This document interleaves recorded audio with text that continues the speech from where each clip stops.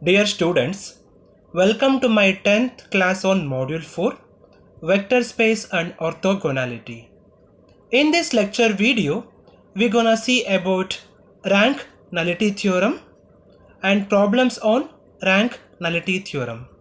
To discuss rank nullity theorem, we must know the basic concept of how to find rank of the matrix and how to find the dimension of the null space of the given matrix.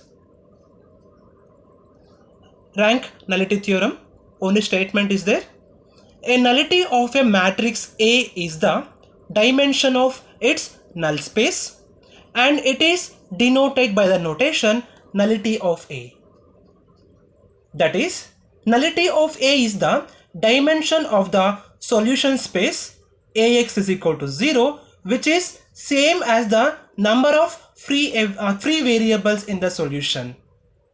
So the rank nullity theorem states that if A is an M cross N matrix, then rank A plus nullity of the matrix A will be equal to 1. So to solve the problems, we will be using this formula.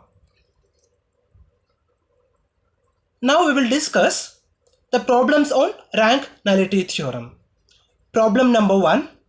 If A is equal to 1, 1, 2, 3, 3, 4, minus 1, 2, minus 1, minus 2, 5, 4.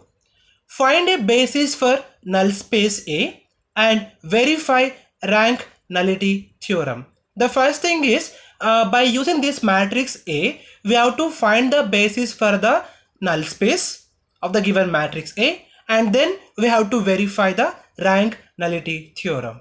So take the given matrix first.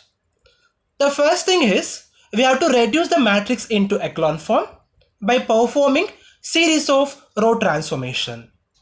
So the matrix A is given like 1, 1, 2, 3, 3, 4, minus 1, 2, minus 1, minus 2, 5, 4.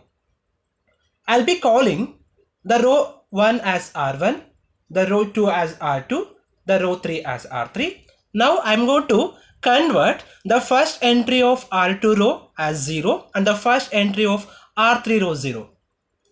So to make this one as 0, the operation I'm going to use is R2 implies that R2 minus 3R1. I'm multiplying 3 for the row R1 and subtracting with the R2 row. So to get a new row in the R2.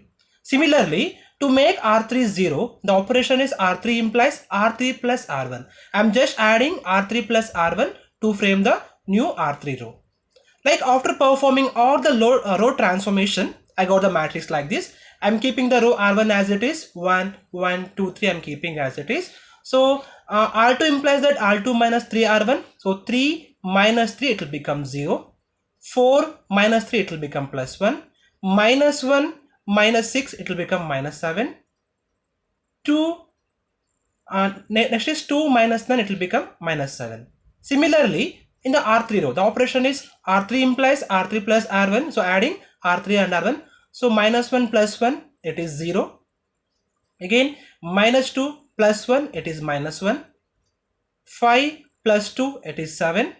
4 plus 3 it is 7. Now I'm going to get echelon form by converting the last complete row as 0. So since the R2 contains 1, minus 7, minus 7 and R3 contains minus 1, 7, 7. To make this R3 row completely 0, I'm just adding R3 with R2.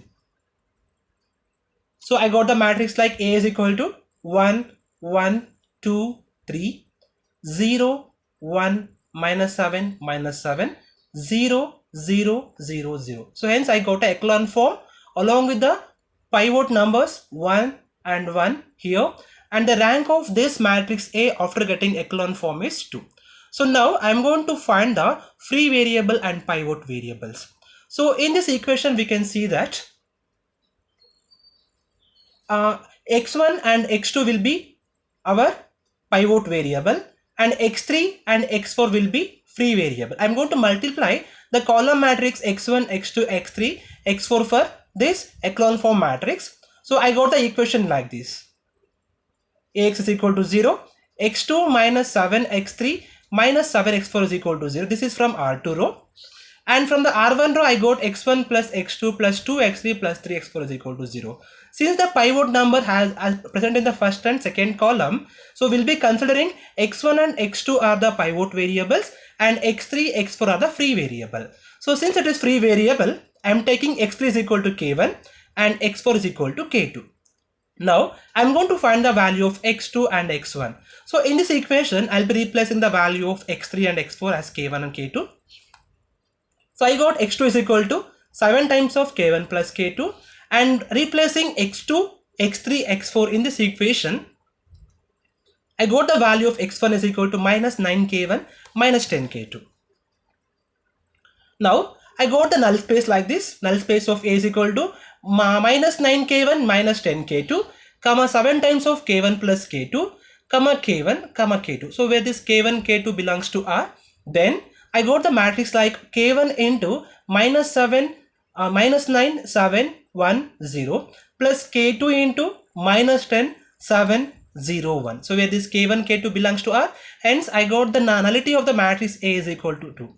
Since the matrix A is 3 cross 4 matrix, that is the matrix in the form of m cross n, by comparing these two, I can take the value of n is equal to 4. Now I am taking the statement of rank nullity theorem. So rank of A plus nullity of A is equal to n. So this is rank is equal to 2 we got, and we got nullity is equal to 2. It is equal to 4. So hence I got the rank nullity theorem has been proved. Problem number 2. If A is equal to 1, 2, 1, 1, 1, 3, 0, 0, 0. Find a basis for null space A and verify the rank nullity theorem. So this problem also like previous problem only. The first thing is we have to find the dimension of null space and rank of the matrix A. Then we can able to verify the rank nullity theorem. So I am taking the matrix A is equal to 1, 2, 1, 1, 1, 3, 0, 0, 0. I am going to convert this matrix into echelon form by using row transformation. I'll be calling the row 1 as R1, row 2 as R2, row 3 as R3. To make the first entry of R2 row 0, I'll be using the operation R2 implies R2 minus R1.